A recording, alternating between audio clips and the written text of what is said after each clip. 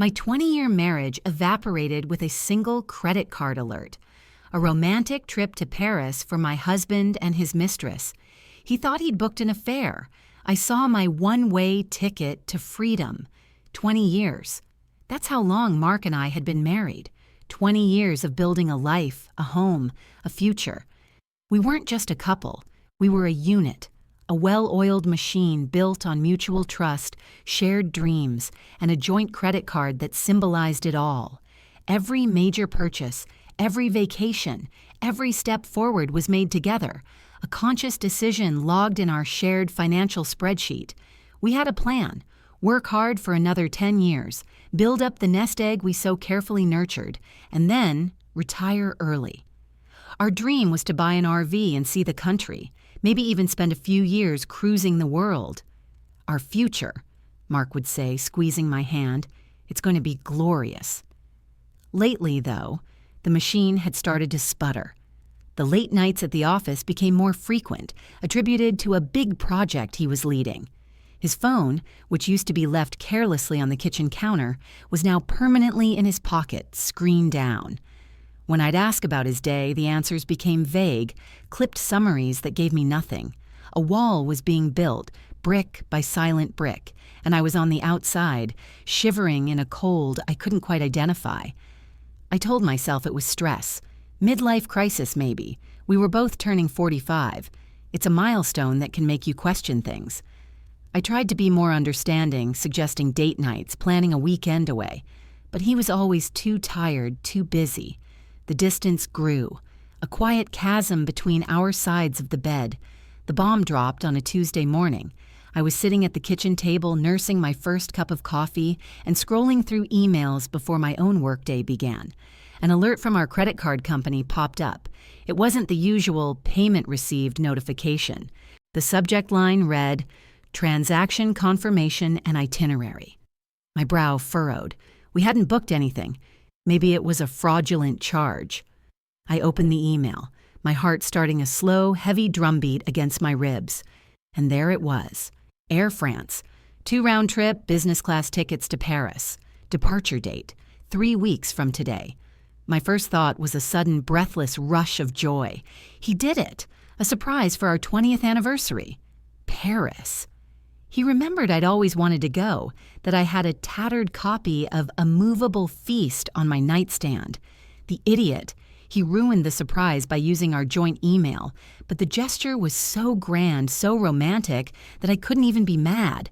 My smile was already spreading across my face as I scrolled down to look at the hotel details, picturing myself walking along the Seine with him.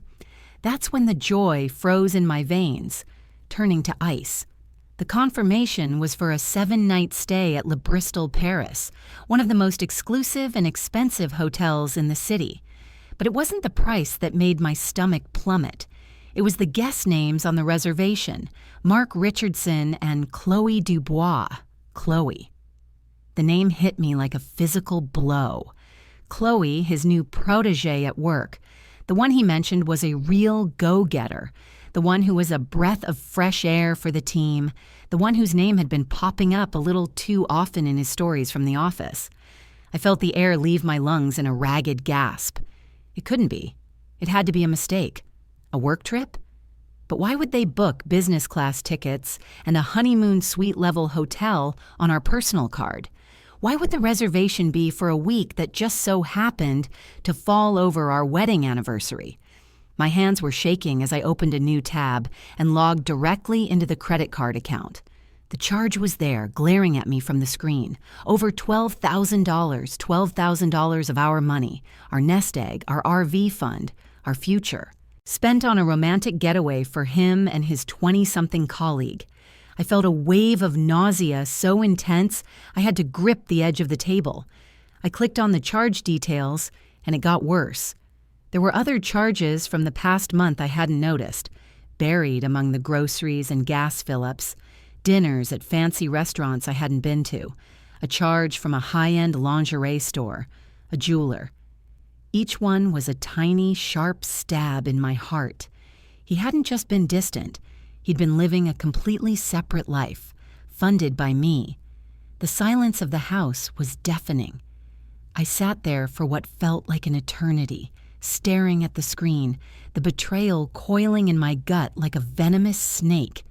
The hurt was a physical ache, a crushing weight on my chest. But then, something else began to bubble up through the pain. It was hot and sharp and tasted like acid. It was rage, pure, unadulterated rage. He thought he could do this? After 20 years? He thought he could just take our shared dreams and give them to someone else, leaving me with the bill? He thought I was just the quiet, sensible wife who managed the finances and would either not notice or just cry into her pillow? He had no idea who he was dealing with. My eyes drifted from the $12,000 charge for his Parisian fantasy to the account balance, to the travel fund we had so carefully built, dollar by dollar, over 2 decades. There was still a significant amount in there, enough for our RV, enough for a world cruise, enough for a new life. An idea, cold and clear and brilliant, sliced through my fury. He wanted a vacation? Fine, I would have one too. My fingers flew across the keyboard, my movements precise and deliberate.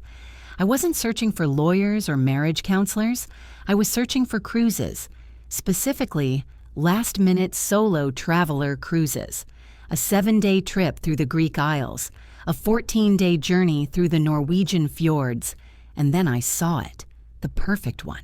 A 21-day transatlantic cruise from Barcelona to Miami, all-inclusive, balcony suite. It was obscenely expensive. It departed the day after he and Chloe were scheduled to land in their love nest in Paris. Without a second thought, I clicked, "Book now." I filled in my name, just mine. Then I reached for the joint credit card sitting on the counter, the one that bound us together. I typed the numbers into the payment field, the plastic cool against my trembling fingers. The total flashed on the screen, a number so large it made me feel dizzy, but it was a giddiness born of power, not fear. My cursor hovered over the final button. Confirm booking. He planned her vacation on our card. I was about to book my escape on it. I clicked. The screen refreshed and a cascade of green check marks confirmed my purchase. "Congratulations, your transatlantic journey is booked," it chirped, followed by an email that pinged into my inbox almost instantly. My itinerary, my escape. The charge was astronomical, nearly double what he'd spent on his Parisian affair. For a moment, a wave of sheer terror washed over me. What had I done? I had just detonated a financial bomb in the middle of our lives, but the terror was quickly replaced by a cold, thrilling calm. It was done. There was no going back. This wasn't just a vacation, it was a severance package. I minimized the browser window, my face a mask of neutrality, just as I heard his car pull into the driveway.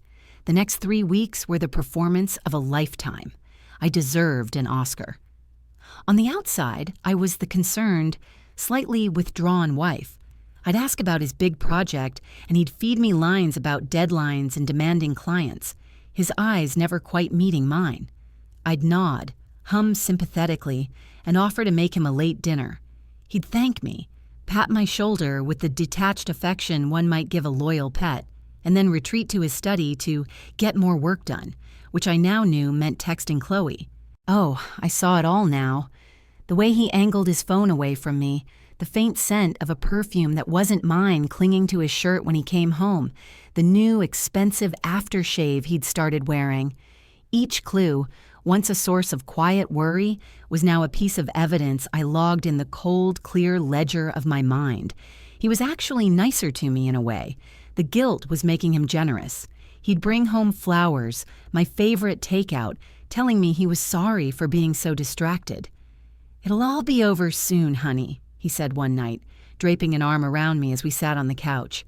"Once this project is launched, things will get back to normal, I promise."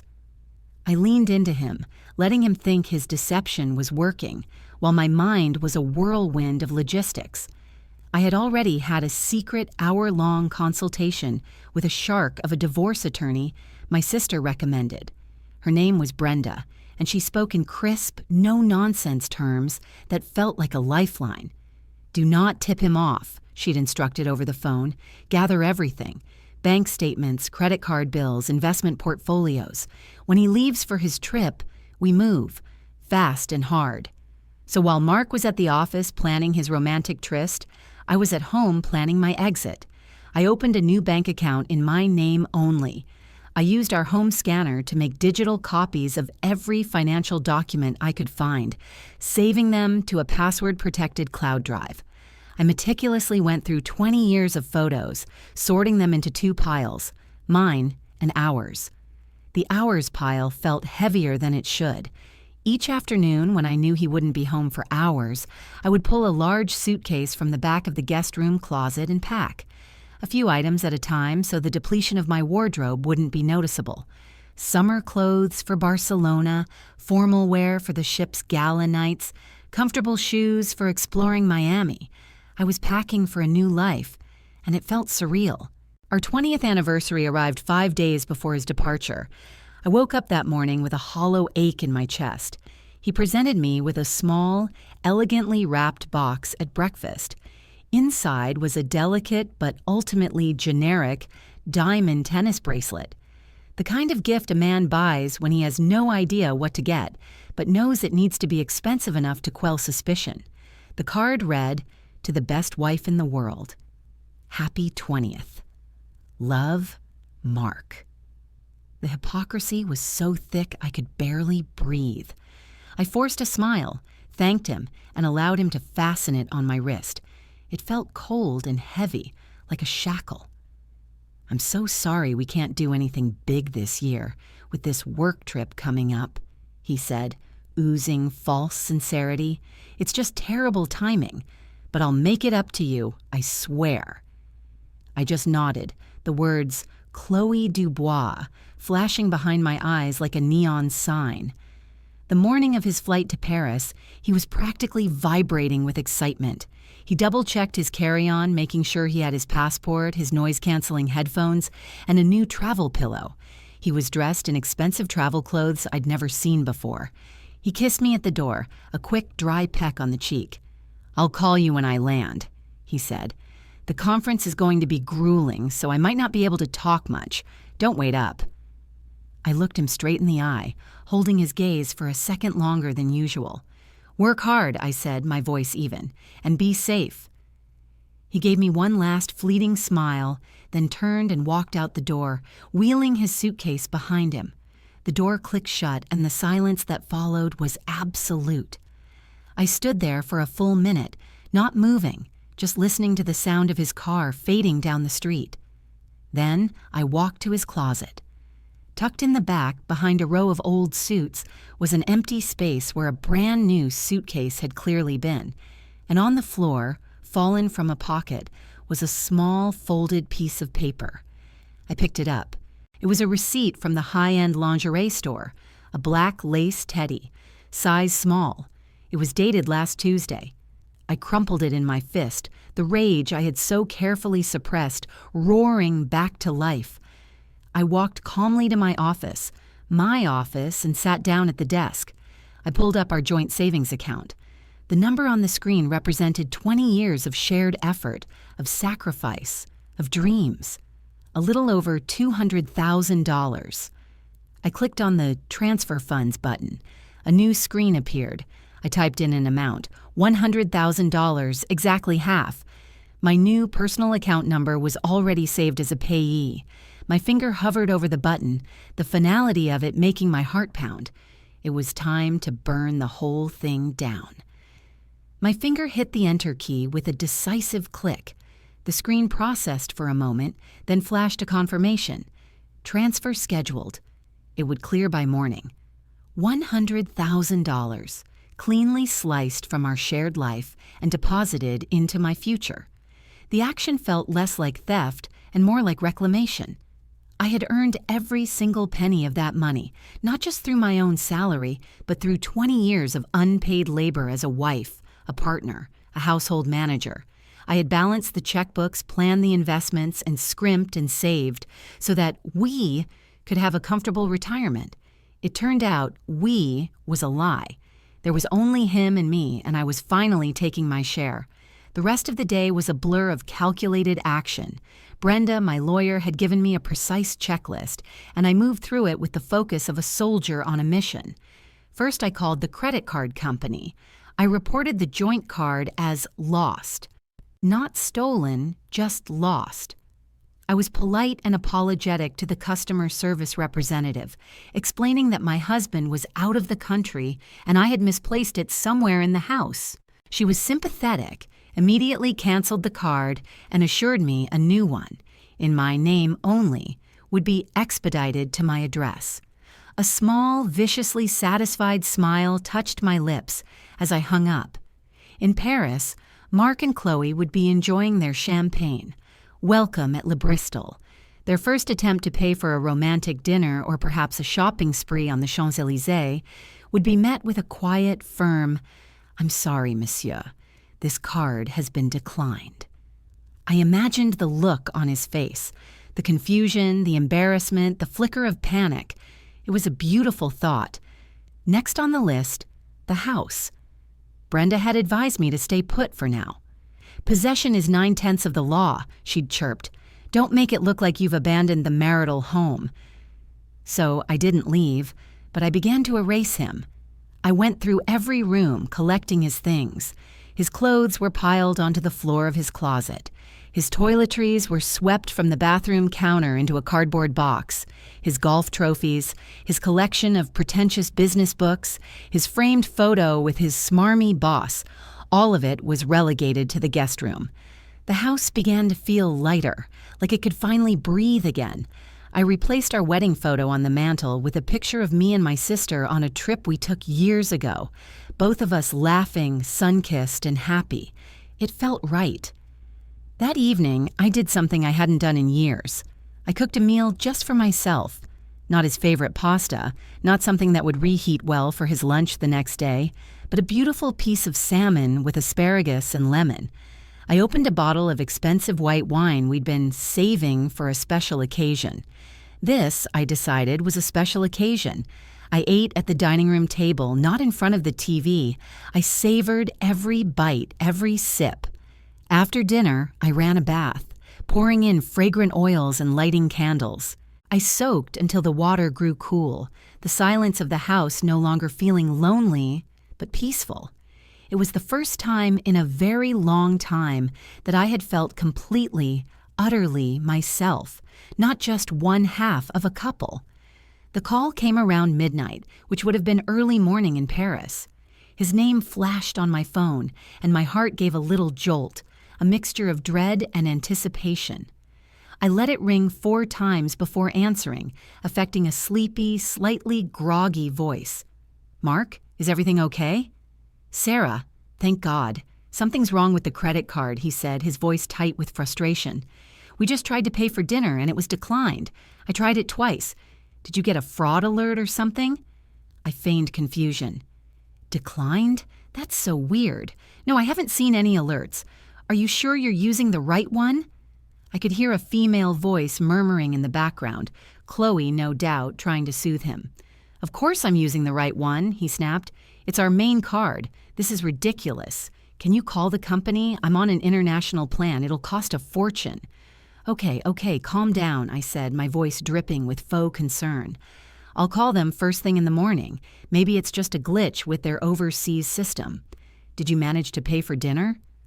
There was a pause. "Chloe put it on her card," he said, his voice lowering slightly. "But that's not the point. We have a whole week here, Sarah. I need that card to work." "I'll handle it, Mark," I said softly. "Don't worry. You just focus on your conference. Get some rest." "Yeah, okay, thanks. I'll talk to you tomorrow." He hung up without saying, "I love you." He hadn't, I realized, in months. I placed the phone back on my nightstand, a cold smile playing on my lips. Let Chloe pay. Let her see what it felt like to fund his lifestyle. This was only the beginning. The next day, my transfer was complete. My new bank account was flush with cash. My new credit card was on its way. My flight to Barcelona was in less than 48 hours. I spent the day finalizing my plans, forwarding my mail to a P.O. box, and packing my final suitcase. I also drafted an email with Brenda's help. It was short, to the point, and utterly devastating. The subject line was simply, "Our future." I attached the credit card statement with the charges for Paris highlighted, the receipt for the lingerie, and a scanned copy of the divorce papers Brenda had already drawn up. The body of the email contained only one sentence: "I believe these are your papers." I saved it as a draft. I would hit send the moment my plane touched down in Spain. He would be served with the physical papers at his office upon his return. The morning of my departure, I moved his things from the guest room to the garage. All of it. His suits, his golf clubs, his precious trophies, all neatly stacked in a corner like an offering to the gods of bad karma. I took one last walk through the house that had been my home for 2 decades. It didn't feel sad. It felt like shedding a skin. My taxi to the airport was waiting. As I locked the front door behind me, I took a deep breath of the cool morning air. It was the breath of a free woman. I didn't look back. The flight was long, but I didn't sleep. I watched movies, drank champagne, and felt a sense of giddy anticipation I hadn't experienced since I was a girl. When the plane landed in Barcelona, I switched my phone off airplane mode. Before I could even think, I opened my email drafts and hit send on the message to Mark.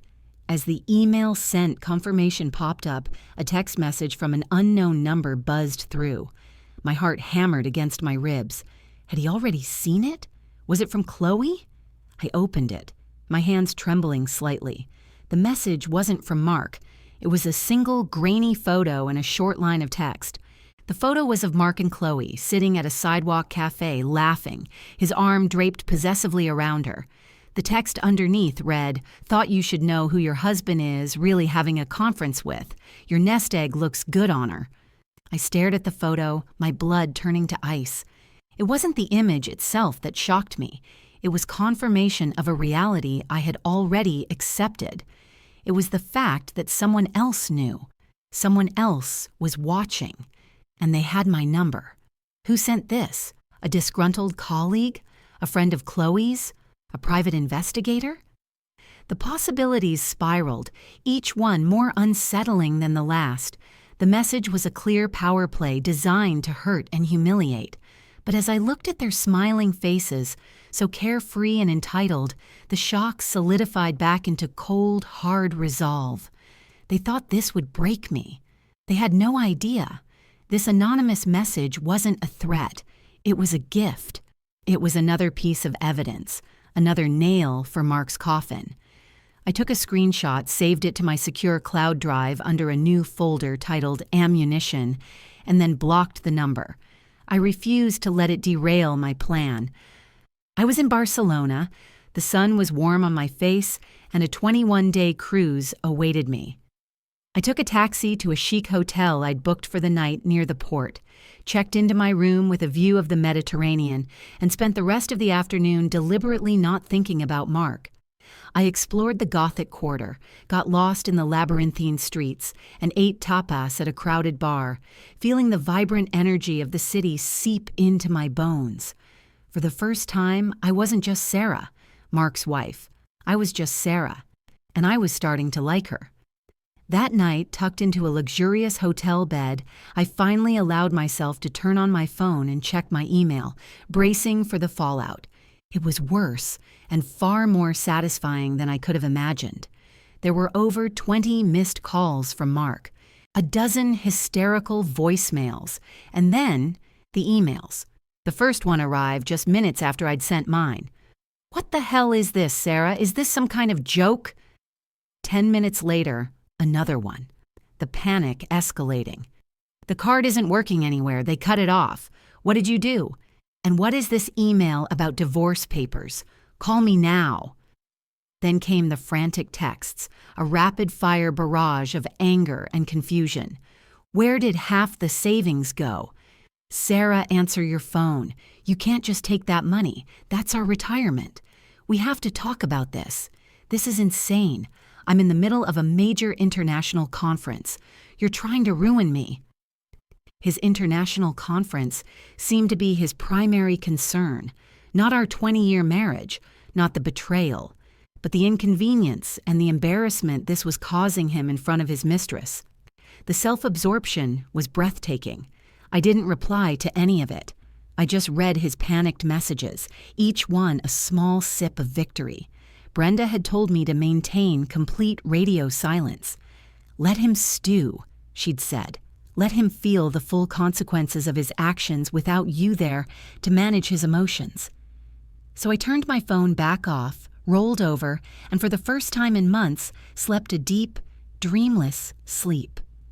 The next morning, I boarded the cruise ship. It was magnificent, a floating city of glass and light. My balcony suite was spacious and beautiful, with a king-size bed and a private veranda overlooking the endless blue sea. As the ship pulled away from the port, I stood on my balcony, watching the coastline of Spain recede. I felt a profound sense of release, as if I were leaving my old life, my old self, on that shore. The first week was a blissful blur. I explored Casablanca, wandered through the markets of Tenerife, and ate fresh seafood in the Canary Islands. I read books by the pool, got massages at the spa, and dressed up for elegant dinners in the ship's main dining room. I was seated at a large table with a mix of other travelers: a retired couple from Australia, a young software developer from Germany, and a witty, recently widowed woman from New York named Eleanor. We quickly became friends. For the first time in years, I had conversations that weren't about household budgets or Mark's work stress. We talked about books, politics, travel, our pasts, our futures.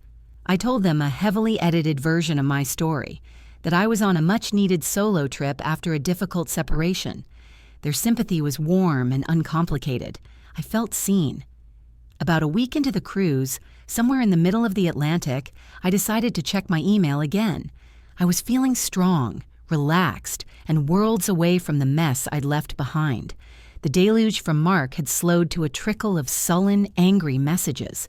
But there was another email, this one from my sister, Kate. The subject line was urgent. "You need to see this." My stomach clenched. I opened it. It was a link to a Facebook post. The post was public, written by a woman I didn't know. Her name was Danielle Dubois. The post was a long, scathing rant, and my blood ran cold as I read the first line. "To the woman having an affair with my husband, Mark Richardson, I hope Paris was worth it." It wasn't Mark's wife who'd been betrayed. It was Chloe's. My mind reeled. Chloe was married? The anonymous text, the picture. It must have been from her husband. The post went on, a brutal, detailed takedown. It included screenshots of flirtatious texts between Mark and Chloe, hotel confirmations, which looked suspiciously like the one I'd received, and even a selfie Chloe had apparently sent him from her office. But it was the last part of the post that made me drop my phone onto the bed. "And to Sarah Richardson, Mark's wife, who I'm told is on a fancy solo cruise enjoying her husband's money. Wake up. He didn't just drain your joint account for this little trip. He's been doing it for years. Ask him about the investment property in Florida he bought 2 years ago. An investment he told me was a surprise for Chloe's future. An investment I have a feeling his wife knows nothing about. An investment property in Florida." The words seemed to vibrate in the quiet of my cabin, a low, sickening hum that drowned out the gentle sound of the waves. My mind flashed back 2 years. Mark had come home one day excited about a brilliant, can't-miss investment opportunity his firm was backing. A small commercial property. He'd explained it was a solo venture using a portion of his own performance bonuses, a way to build a separate portfolio for us. He'd shown me complicated-looking prospectuses and charts, burying me in jargon I didn't fully understand. I had trusted him. I had signed the paperwork he'd put in front of me, some document that gave him power of attorney for that specific deal, because he'd said it would be easier for the brokers. I hadn't just been a fool, I'd been a willing accomplice to my own financial ruin. My hands were shaking as I picked up the phone. Forgetting the time difference, forgetting my vow of silence, I dialed his number. It went straight to voicemail, which was full. Of course it was. He was in full-blown crisis mode. I hung up and immediately called my lawyer. "Brenda," I said, my voice dangerously calm, "we have a problem, a big one. It's about a property in Florida." I forwarded her the link to the Facebook post. The 30 minutes I had to wait for her to call back were the longest of my life. I paced the length of my small balcony, the vast, empty ocean offering no comfort, only a reflection of my own terrifying isolation. When Brenda called back, her voice was pure steel. "Okay, Sarah, I've seen it. This is explosive, but it's also a gift. That woman just handed us a cannon." She'd already done a preliminary property search. There it was, a 2-bedroom condo in a luxury development in Naples, Florida, purchased 2 years ago.